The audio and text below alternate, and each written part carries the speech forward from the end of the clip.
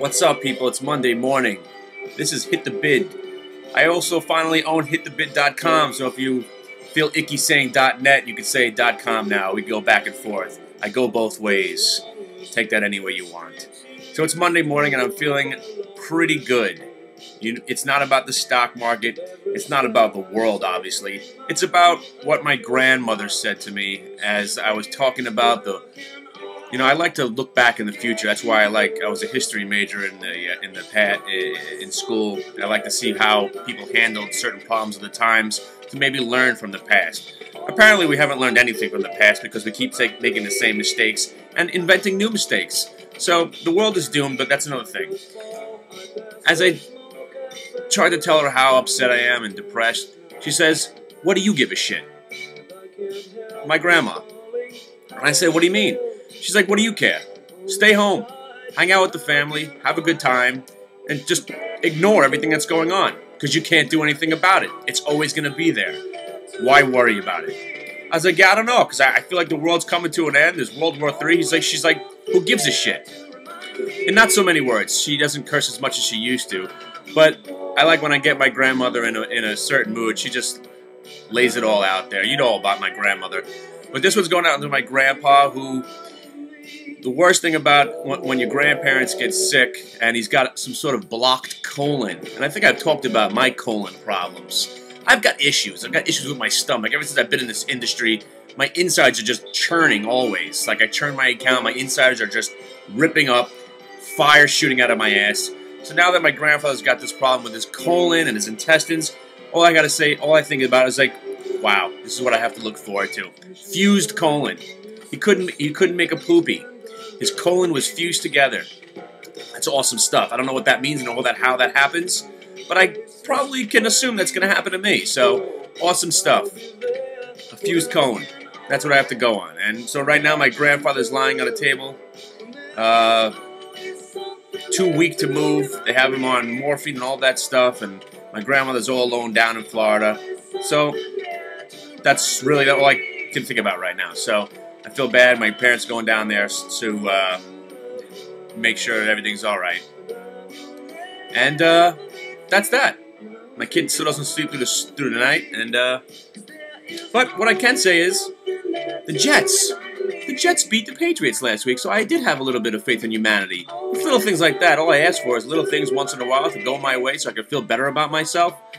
And the funny thing is, I'm going to try to get a few new guys in my office to interview. Because when I was here on Wednesday, I was talking about how the environment's awful and you shouldn't be trading too much.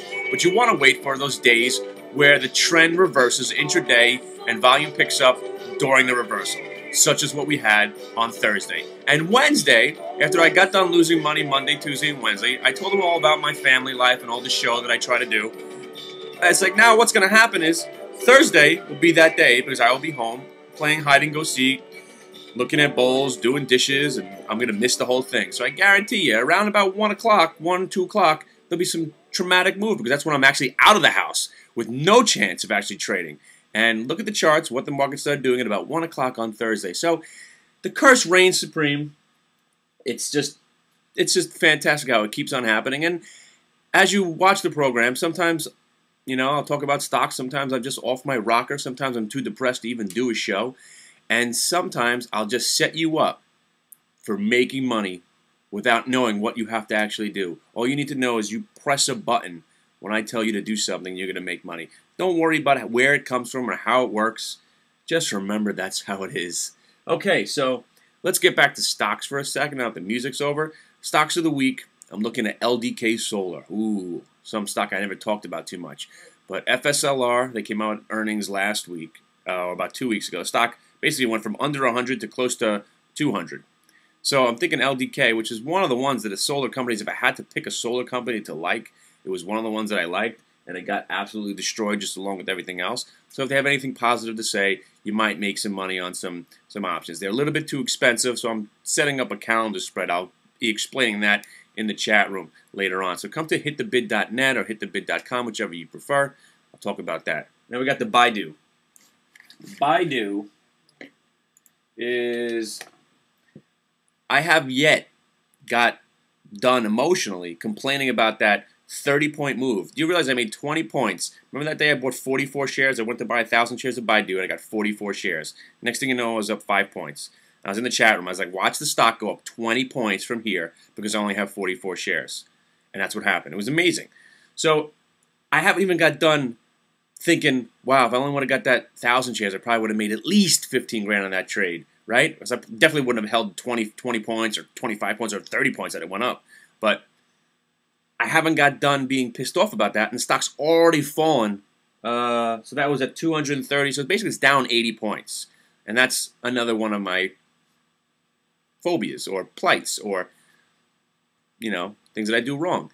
I can't stop complaining about what's happened in the past, and I forget about living in the moment and just moving on and finding something new and exciting.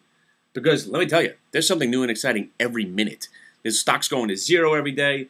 You got LVS today, which is one I'm looking to trade. I just bought some at in the pre-market at 690. Okay, if it only doesn't break 680, I'm hanging on to it. 680, I'm out.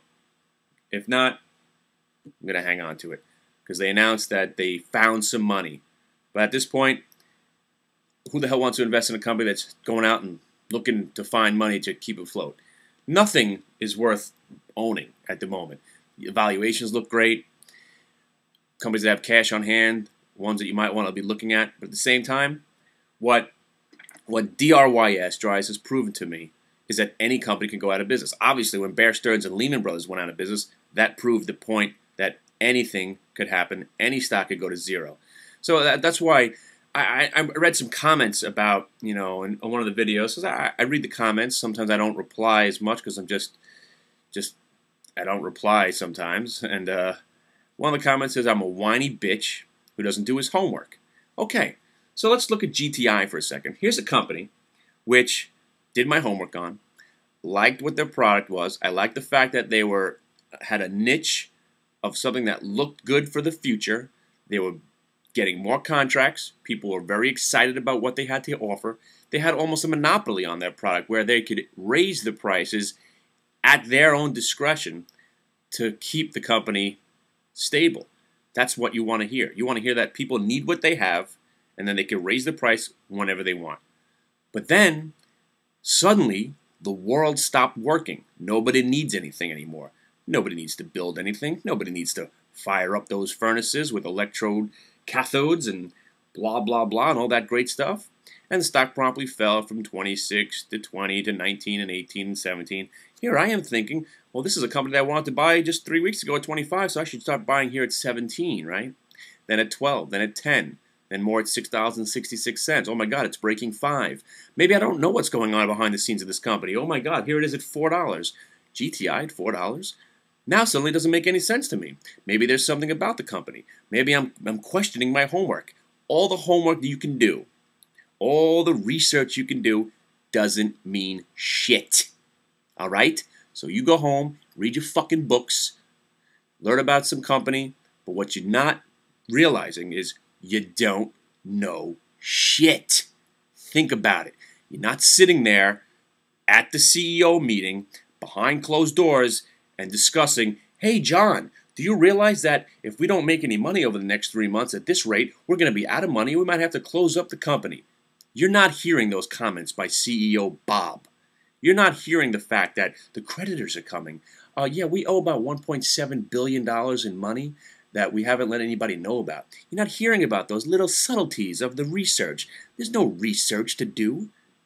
Come on. Think about it. We're in a bear market, and a lot of these companies are not going to survive. If you haven't realized that yet, that's why the market's going down every day. Because at this point, people are thinking everything's going out of business. GM's going out of business. Bear Stearns going out of business. There's nothing safe. That's why every market rally we have is a bear market rally.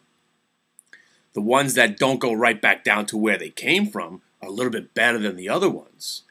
But most of these stocks, there's a good chance, are going to $2, $2.50 until something dramatic happens in the world. And until people start needing steel, GTI is not going to succeed. But at these levels, if you're looking for 2018, I'd be buying GTI. See you later, and have a great day.